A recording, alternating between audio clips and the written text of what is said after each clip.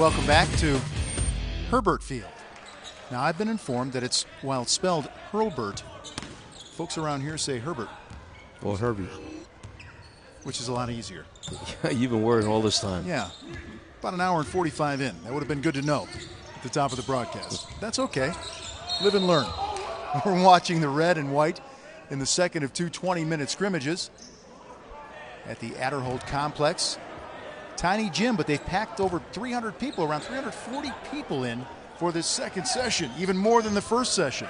And in the second session, where they have put the three main guys, Bosch, Wade, James, together on the same team, unlike the first one, the white team has done a very, very good job of hanging in there, maintaining, executing against the red team. And good for them. What a great message to send to the red team and to their coach. We do have depth on this team, I can certainly say that. I guess, but we've seen a lot of those nice entry passes. You see LeBron James take that ball across the floor, and then he makes that late pass back from where he came from.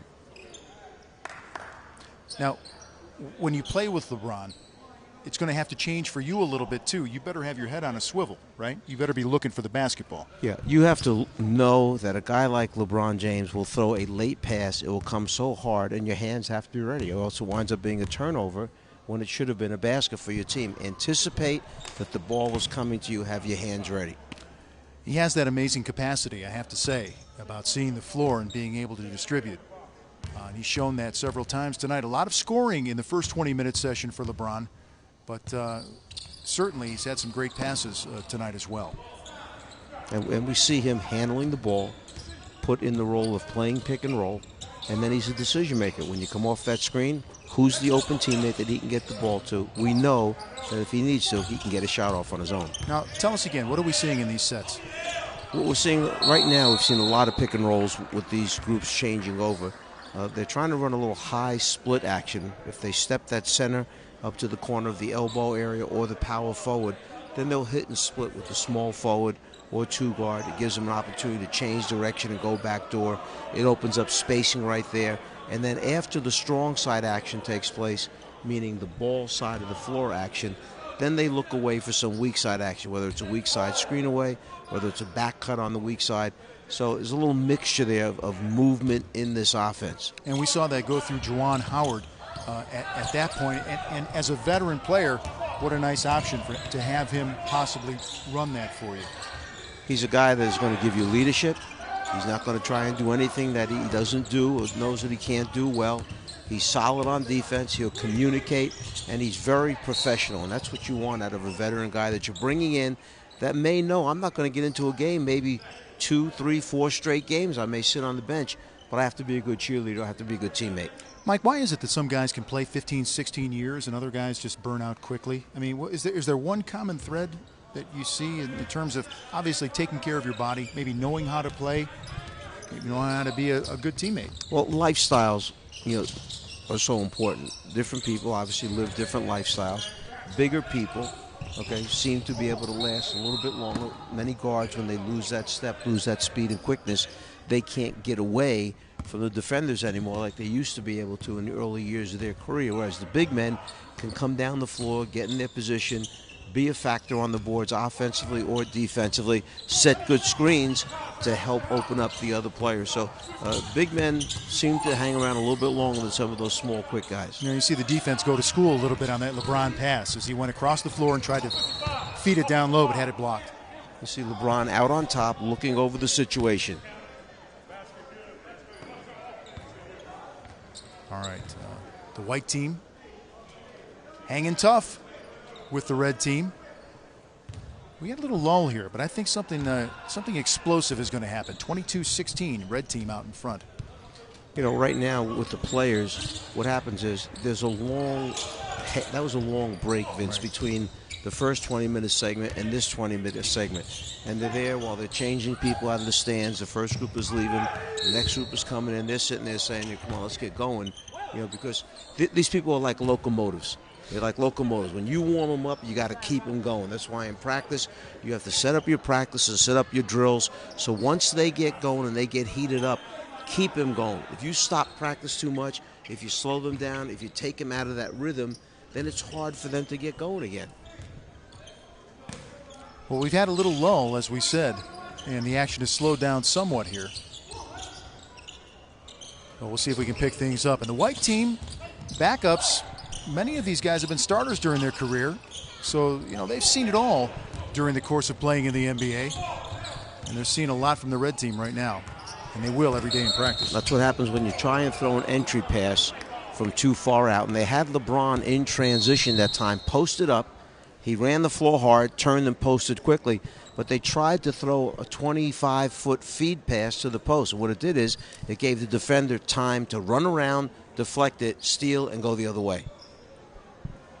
And there's LeBron James taking a break. Now, let's talk about the Pat Riley formula for a championship. What happened back in 05-06, what might happen this season, Mike? Well, the two names on top, Wade and Haslam, are the only ones remaining. Now look at the way Pat Riley put the team together back then. Shaquille O'Neal was the major factor, the big presence on the inside. So I guess we'd have to transfer that over, and that would become Chris Bosh with this group. Your point guard position was split between Jason Williams, but then at the end of the games, they brought the veteran Gary Payton on the floor, who could defend better than Jason Williams. Defensively, officials would let him get away with a lot more.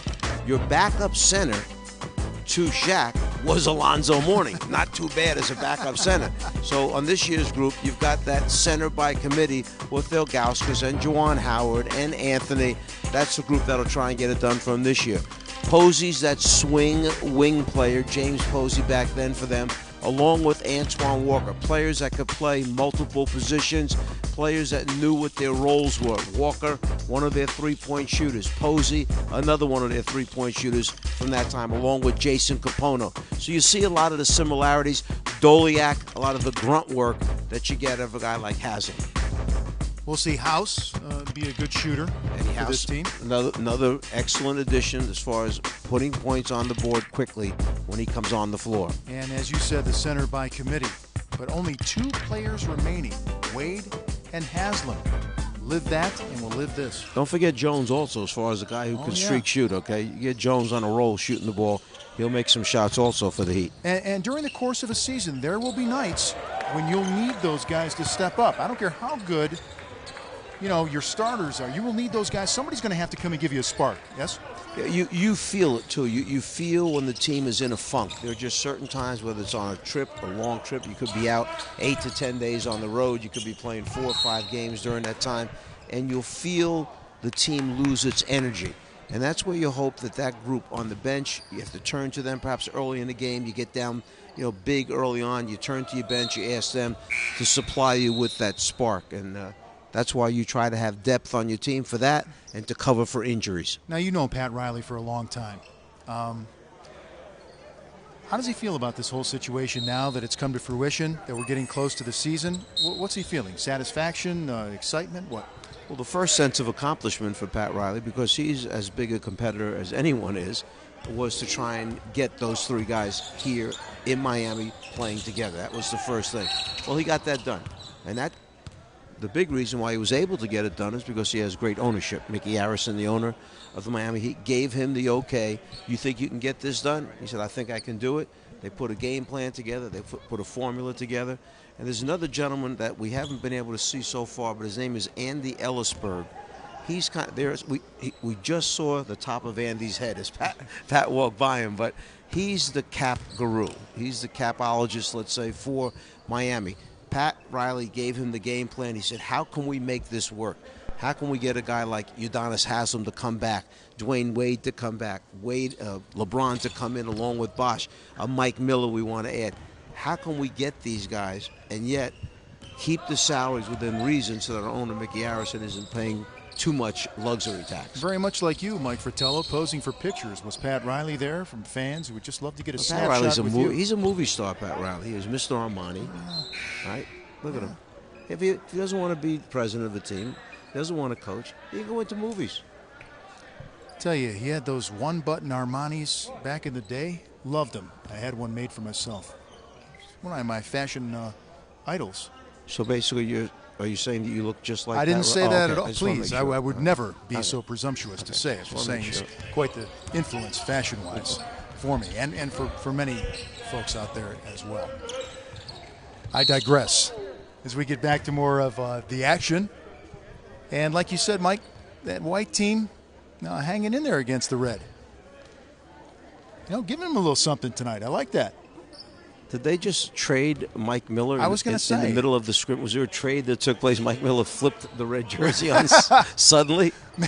Maybe he subtly did that in the break himself. Well, if you think about it, now what Eric Spoelstra wants to do is he's putting the fourth piece back with the other three pieces. He had Bosch, he had Wade, he had James start out with the red group. Now he tells Mike Miller, switch your jersey over. We're going to move you in there with them. There's Ron Rothstein, the gentleman next to Eric Spoelstra. Ron with his hands up in front of his face. The original head coach of the Miami Heat, was the head coach of the Detroit Pistons for a while, then came back to Miami and was the first coach of the Miami Soul, the WNBA franchise that Miami had. And then Pat Riley asked him to come back and be on the bench as an assistant again.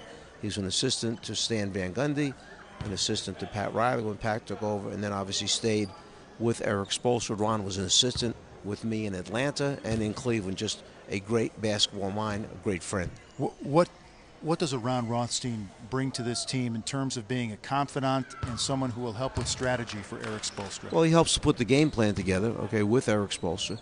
He's a calming factor for a young coach who gets hit with so many things. Ron's been around for a long time. Eric will bounce things off him. What do you think we should do tomorrow? Practice an hour and a half, practice an hour. Ron might say, give them off. We need fresh legs. They need to be away from the gym. A guy with his years of experience who has been through so much, he sees it one way. A young, energetic coach, sometimes you get a little bit excited and you want to practice too long every day, and that's not the right thing. Yeah, I like the effort here. The basket didn't count, but I like the effort on the offensive boards for the white team. And the red coming back down the other way. I'm telling you, Mike, if they stay close, if they can stay close, maybe that white team throws a little scare in the red. Now we're gonna start talking about who are they gonna go to at the end of this 20-minute segment. Whose hands is the white team gonna put the ball in? Well, maybe I spoke too soon. 30-18, the red team out in front, and that's not going to help. But this is what's been fun to see, is that watching these guys run and move the basketball, be in the open floor, and most times finish. I don't know if I like that shot. Well, you've seen two long perimeter shots, and I'm sure the head coach is sitting there saying, do we have to take that kind of shot that early on the clock, as opposed to touch the ball, swing it around, let multiple players touch it on the same team, and then look for the attack to the basket? So, Mike, what's a good start for the Miami Heat? I mean, a reasonably good start for them, say, in their first 20 games. I mean, what's reasonable expectation? Well, you're probably thinking in your head like either 19-1 or 20-0. I know where you're going with this one, okay? A lot of that depends on, schedule. Obviously, they open up at Boston. That's not going to be an easy game. As you mentioned earlier, Orlando comes into town to play them. So to answer that, you've got to look at the schedule. You've got to see how many home, how many away. Are they going to be healthy when they start the season? Or is anyone out with an injury going into the regular season? All that factors into it. But obviously, you would expect the talent on this team to get off to a good start. We haven't talked that much about injuries, and injuries can rear their ugly head really at any time. It's the great unknown. It's the great X factor. We hope to goodness that this team stays healthy, but from an injury standpoint, that can change the complexion of everything during the season. Not just for the Heat, for everyone. We'll go back to the year that Detroit won a championship and beat the Lakers. I think it was 4 straight.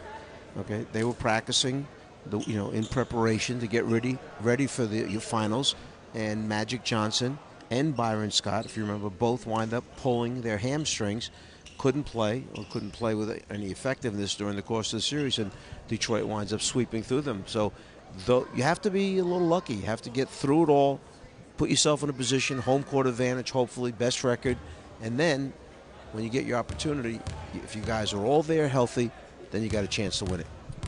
Well, switching gears here a little bit, we talk about the big three. If you're not among the big three, and maybe you're not a person who plays a lot on this team, how do you keep those guys, engaged? And they sort of know their role, but at the same time, they're on scholarship too. You know, they want to see some action. It's a very good question because the smart coaches, the ones who have been around, the ones who get it, understand, realize that oftentimes those guys need as much, if not more, talking to than the other players, to keep them involved, to remind them how important they are to the team. You do little things like when you get to a city that you know is an important city to them, maybe you make them the first sub in the game that night. It's back where their family is, or it's back where they played college ball at. You do little things like that to try and show them, like, look, we appreciate how much you do, how hard you work, just like the other guys do, the extra time and effort. You've got to keep yourself ready. We hope we don't get any serious injuries, but if we do, we've got to be able to insert you in there, and you've got to be able to hold that level of play that the starter was giving us. So it's very important, the psychological part of handling those players, numbers 8 through 12, that are very important. And by the way, there's a lot of fun that a young player can have in Miami, too. I mean, that's a city it's also a factor that recreationally, there are, let's just say, things to do in South Florida. So I'm not sure how much of an influence that'll have during the course of the year, but it's something to think about. Well, I remember coaching and looking at, we'd always, next morning, obviously, look at the scores, what the teams do last night, and you'd see some excellent team go into Miami to play a game, and then they'd get beat by 20 to 25. And we'd always say it's another win for South Beach. You have to know how to handle yourself in that area, and obviously more so for the team that lives there and plays 41 home games there. It takes a special dedication, a special devotion to the game, a very mature approach to be in that environment and yet understand what's right and what's wrong. So what you're saying is that South Florida can present more temptation than perhaps Northeast Ohio? Yeah, there's a couple more things. Maybe not in terms of food. In Italian food, I think we... Places to go and the beach. Right, and okay. the beach. Okay. But you still have all your favorite restaurants back home. A lot of great restaurants in Cleveland, you know that. Yeah, sure do. LeBron back on the floor, pushing the basketball. And that's what we might see with the LeBron, as far as LeBron being the point forward. You don't expect Randolph to be out there shooting those kind of shots from the corner, but obviously, you know, working in the offseason, getting a little more comfortable with the range on his shots as a closeout, another one of the shooters. But if you get there late, that's what happened. Remember Jones, we said before, a guy who can make shots, he can make threes, and he strings them together. What are you hearing around the league about these Heat guys? And what are you hearing from other teams, and what are you hearing from maybe other coaches as far as bracing for these guys? Or is it just they're going about their business? Yeah, you're right. Now everybody is so concerned about their own practices, their own training camp. They're not paying any attention now. As they go into their, third, fourth, fifth exhibition game, then they will have been able to, say, we followed that team, we followed this other team. We see they're playing very well. They're not playing so well. A lot of guys out with injuries that didn't start training camp for teams. So all of that, right now, guys are concentrating on their own practices. And the red team is up by 12, and probably around 4 minutes, maybe a little less than 4 minutes to play here in this second 20-minute session. I understand it's less than 4 minutes. That was a guesstimate. You see that Eric Spoelsel lets his assistant coaches, one coach the red team, one coach the white team, and we talked earlier about, they have an outstanding group of assistant coaches. He took Ronnie Rothstein, the veteran guy, and said, don't worry, you sit next to me.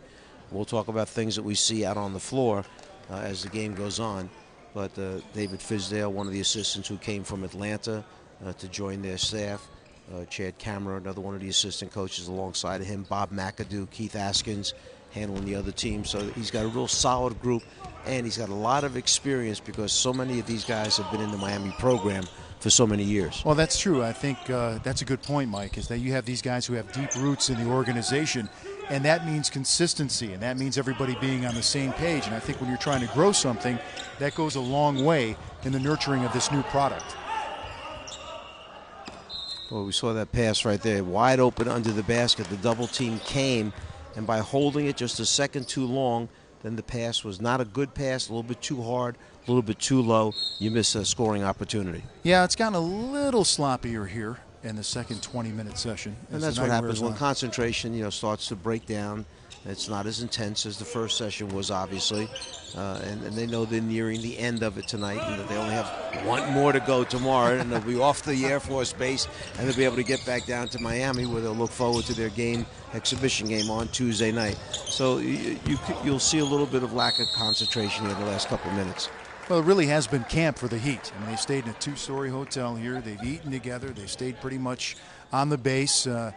And it's been no nonsense. It's at a very military feel to the extent that it can be, I guess, for an NBA team. You know, over the last couple seasons, Pat Riley and his organization have taken nights, and we see that's Wade threading the needle in between two defenders, finding his guy down the low post area.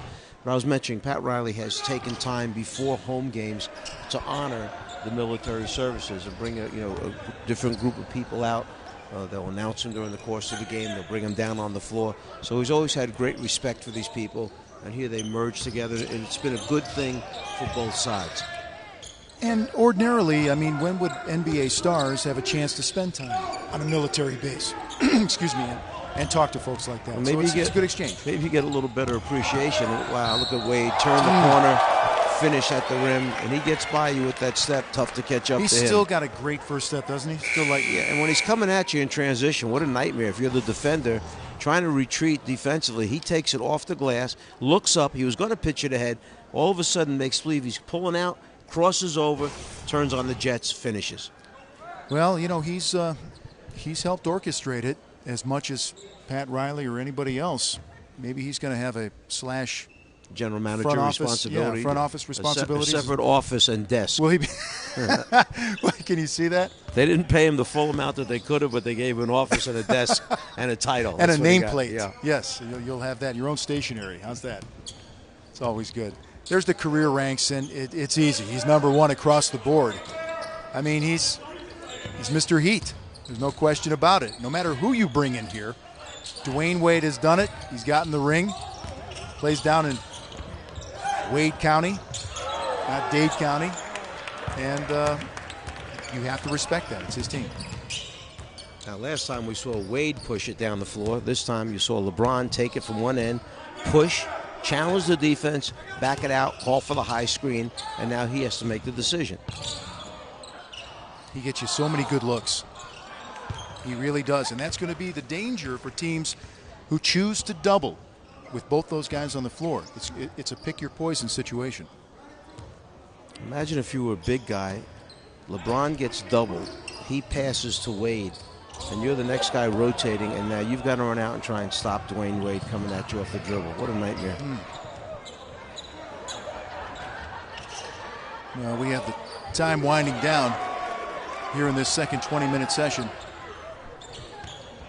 The white team, understanding that they're down a few points, lining up behind the three-point line. Forget the twos. We want to get back in this thing quickly. We got to fire the threes up there. Will there be another shot? There will be another shot. A last shot off the back of the iron. Thought maybe they let that clock run down. No chance. So the red team doing what they were supposed to do and finishing off this scrimmage session with their win. And a nice round of applause from the folks here at the Adderholt Complex. It's been fun to get a look at this Heat team in action as they've completed the week. And I guess, Mike, there are stepping stones during the course of any training camp. You have these little milestones, mini goals. And LeBron setting a... You see the players all tossing. Yeah, they've got T-shirts that they've rolled up and they're tossing them, which is great. People are loving it. I see a Cavs jersey out in the audience. And you saw the orange, didn't you? Well, those can be expensive. Isn't that something for kids? Getting all your gear together, and next thing you know, your guy's not there. It's a tough part of growing up, I guess. I always love watching the fans, the interaction from the fans when they do things like this, throw the T-shirts out there or the little basketballs with the team logo on it. They love, just like at a baseball game when they run off the field and they'll toss a ball in the stands.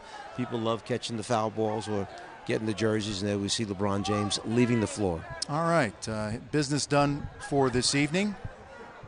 LeBron James and the Heat. We're going to go to break here on Real Training Camp, and when we come back, efforting some interviews, some post-game interviews for you. Stick around here on NBA TV.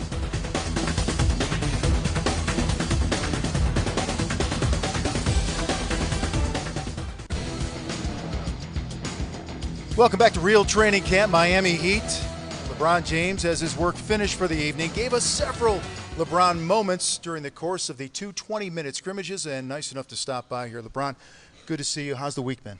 The week's been great. To have an opportunity to be here on this Air Force base and to see the troops and to see the men and women that serve for us every day is great. And to be able to give back to them like we did tonight, we've been doing over the week has been very humbling for us as a team. You've worked very, very hard. I know you've set the tone for a lot of these guys, or at least helped do that.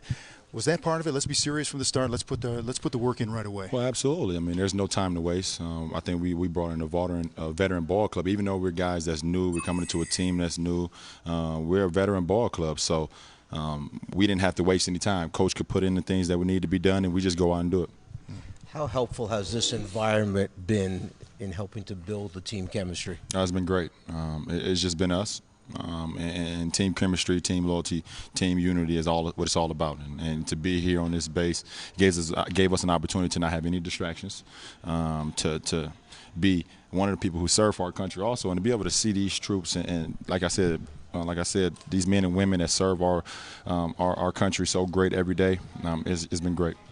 How about the competitiveness of the drills each day? It's been great, and it's been very intense. And I can't sit here and lie to you. A lot of these guys right now can't even barely feel their legs right now. That's why you see a lot of short jumpers, and because we just been going at it, and we haven't taken a drill off, we haven't taken a day off, we haven't taken a practice off. But it's just all about trying to get better throughout the course of this week. LeBron, you said that history starts now. How has this process changed you, your perspective, and your approach for the rest of your career? I don't think it changed the approach I play the game of basketball. I've always played it with this is my last game, this is my last moment, so go and give it your all. And that's the way I approach the game. But this is another opportunity for me to go out and showcase my talent to the world, and I'm going to do that. All right.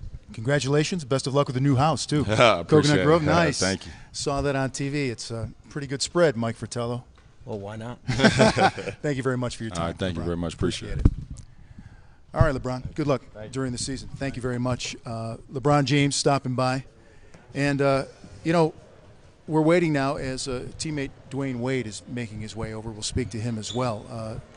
Talked about the work, and it's been all business, Mike, with this Miami Heat team from start to finish. When you have that much on you, when the expectations are so great, you have to start out with a serious approach because they have work to get done, Vince. And say it, and it shall be done. Mr. Dwayne Wade is kind enough to stop by and see us. Good to see you. Good to see you guys. Looking good. This camp has been it's been a real military-type camp, I guess, as much as it can be NBA-wise. A lot of hard work, right? A lot of hard work, and that's what we wanted. We wanted to come here and focus, and Coach Riley did a great job of bringing us to this place out here. Where we can focus and we can really get a better understanding of how good we have it. Coming out here and getting the chance to talk to these families and understand what they go through is something special. Dwayne, you have day 4, practice 7. Where has the emphasis been? What do you see has taken place in these first 4 days? Well, the biggest things is, first of all, defense. Defense has been the key, of course, for this team because we can be a good defensive team. But we have principles here. We have a way that we do it defensively, and it's not just one-on-one ability, even though that's what we concentrate on and focus on.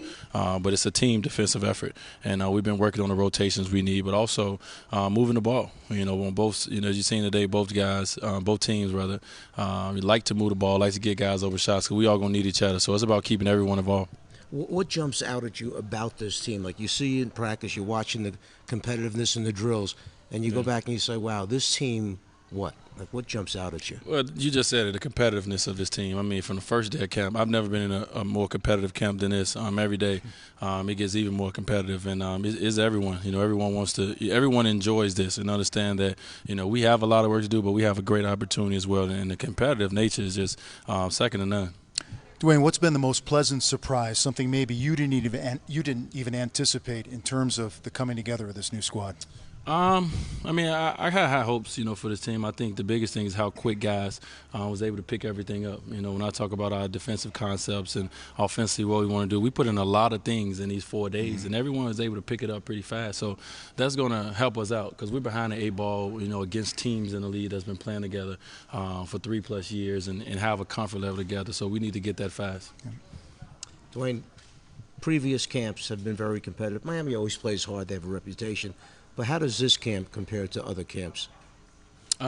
Your other Heat camps you were at? Well, you have guys that can raise guys' level. LeBron James just came in with a focus that's unbelievable. He's raised everyone level around him. I'm always a guy who's very competitive, and I like to raise, other guys' level. Me and him push each other as well. So the level has been risen by the leaders. Udonis Haslam is having an unbelievable camp, and that's what you need. And Chris Bosh as well is starting to come along. He's starting to understand more of what we're trying to do. As y'all seen out there, late, the guy is special, and as he get more into the floor of what we're doing and understand, his place here, he's going to have an unbelievable career. So, we're just trying to lead by example, and I think we're all doing that. All right, Dwayne Wade, thanks for stopping by. We appreciate your Thanks time. Best of luck for the season. Thanks, Steve. All right, Real Training Camp will continue in a moment. We'll have more from the Adderholt Complex, Herbert Field. Stay with us, NBA TV. And don't forget to tune in Tuesday, October 5th to see the Miami Heat take on the Detroit Pistons from Miami. TNT's Marv Albert will call the game alongside NBA TV's Kevin McHale and Chris Webber. Coverage begins at 7 p.m. right here on NBA TV. And right here on NBA TV is Mr. Chris Bosh, who has stopped by to talk to us after having the knees taken care of and getting wrapped up here. You talked about in one of the articles how difficult a training camp this has been. Most difficult you've ever been through? Yes. Toughest work, I mean. Yeah, it's the toughest work. I mean, just from doing the defensive slides that we need to do and the defensive principles that we need to take care of and really just getting in shape. That's a part of it. And then you add all the drills on top of going up and down twice a day. It's quite challenging. Yeah, but you can't feel sorry for yourself because the military folks are here and they're doing the real work. Yeah, right? you can't you can't just go around like with your head down like, oh my God, I'm tired, because I'm sure they go through a lot more. Right. Chris, when you were in Toronto, did you ever go away for training camp, or did you always have it right in town? We always went away. I think the past couple of years we were in Ottawa. And you like the idea of being away to try to bond that group? Well, yeah, it's nice. We have all season really to be at home, to be with our families, to go our separate ways pretty much. And when you're here, when you're away, you can't go anywhere. You have to talk to each other. You have to have meals together, breakfast, lunch, and dinner. And after it's over, I mean, we're pretty much in a remote place, so we're going to each other's rooms and kind of just talking to each other too. When you look at this group, what jumps out at you about this group? Just how hard everybody works, the intensity. We've been keeping it up pretty well. I mean, I've been on some teams where we kind of slack off just a little bit as the days goes on, and we have to recognize and pick it back up. But there hasn't been many lapses here, and that's kind of exciting. Chris, give me a pat on the back for one of the guys who isn't part of the big three. One of the well, thank you, I appreciate that. One of the guys on the squad who's really impressed you here in training camp, or maybe two. I say Udonis Haslam. He knows the system. He's going to be somebody that nobody really talks about, but he's going to be really a glue guy because, for one, he's been in this offense for 7 years, and he's been in the city for 7 years, and he just knows how to play. He just gets after it, and he's really going to help us on the boards, on defense, and just bring in that physical presence that we need. When you look at the roster, you see great flexibility here as far as positioning. I mean, regardless of where you start, I would think that during the course of a game, you're going to play some at the power forward spot, probably some at the center position where they can use your ability to either step away, face up against larger, bigger guys that aren't as quick. So right. Your thoughts on that? Well, I mean, I'm the type of person that, we can talk about 1 through 5, but I'm the type of guy that just put me out there. I just want to play basketball. Of course, I'm going to be working in at some disadvantages, but people have to guard me as well. And if coach sees something in the offense that we can exploit, or defensively that we can exploit, and he wants to put me down at the 5, then that's fine. I'm going to use it to the best of my ability and work off the disadvantages that they have. Chris, how do you manage expectations for this team, which are absolutely through the roof right now? And if you hit a 3-game losing streak, it's going to be crisis mode and DEFCON 5 for the Miami Heat, right? Yeah, we just have to take it one game at a time. We know what's going to be out there for us. We know that we're going to get everybody's best. We're just going to have to stay calm, always help each other out, hold each other accountable, and not panic. You know, that's the major thing. You know, we're in the NBA. We're not going to win every game. It's never been done before. So I think a lot of times some guys or some teams just panic sometimes, and that ends to 2, 3, 4 losses in a row. If we just keep our composure throughout the season, I think we'll be in good shape. Well, it's been fun to watch in training camp. Best of luck for the Thank you upcoming very season. much. Thanks for stopping by. Chris Bosch with us. And we'll continue real training camp in just a moment as we take a shot of the court here. And we see business isn't finished for Dwayne Wade. He's still out there. It's been nice to watch the players and their interaction with the crowd and military folks here. And there's LeBron, and that looks like a good idea. Boy, that is a guy wrapped up and in decompression mode. He's played very hard. The practices have been very competitive. There's a lot of physical contact, and when you first come, I don't care what kind of shape you're in getting ready for the season, your body feels it. When you're in double sessions, when you're working and the intensity is as great as it is in training camp, you're sore, you want to go back. Dwayne Wade, being like a daddy, okay, and letting the youngster enjoy the free ride. Yeah, give me some final impressions here, Mike, as we've spent some time. We got about a minute left with this Miami Heat team. Well, wherever the message has come from, whether it be Eric Spoelstra, Pat Riley, whether it be the internal policing in the locker room from the players themselves, there seems to be one common thought amongst this team, that they approach it in a very professional, serious mode, that the intensity level has to be the same every day, day in, day out, because so much is expected of us, so much is on our shoulders right now that we have to be ready for the challenge each night. We can't slack off. We can't back off. We can't have a bad day. And as long as they're all thinking that way and they all seem to be on the same page right now, that's a start. That's a start. Seems to be a tremendous amount of professionalism here and focus for the Miami Heat as they get ready to get into their preseason. And it's been fun to watch them. It starts with the stars. They're working harder than anyone, and the rest fall into line. That's going to do it for Real Training Camp for the Miami Heat. We want to thank the folks at Herbert Field Air Force Base. For Mike Fratello, I'm Vince Cellini. We'll see you next time on NBA TV.